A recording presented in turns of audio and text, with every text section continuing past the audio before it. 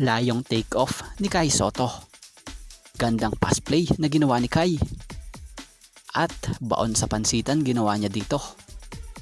So isa na namang napakagandang laro na ginawa ngayon ni Kai Sotto kontra dito sa Brave Warriors. Laban ng Shinsu Brave Warriors kontra dito sa Yokohama B Corsairs.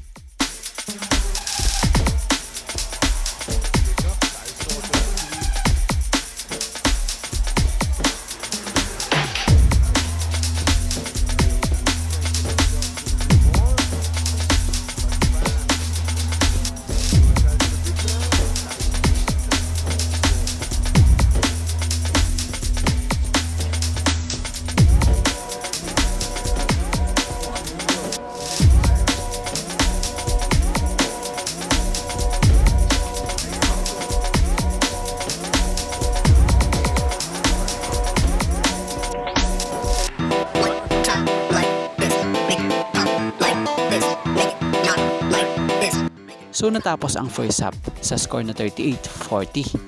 Hawak ng Yokohama ang dalawang kalamangang puntos rito.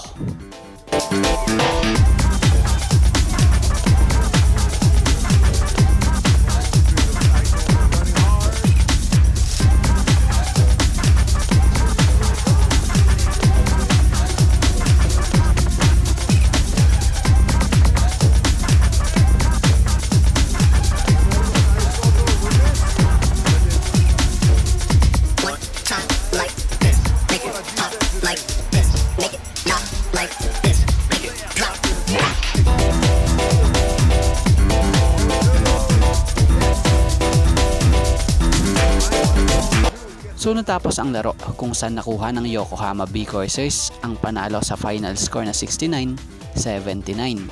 Sa larong ito kumamada ang kababayan natin ng magagandang numero tulad ng 16 points, 6 rebounds, 5 blocks, and 1 assist. So another solid game na naman for Kai Sotto.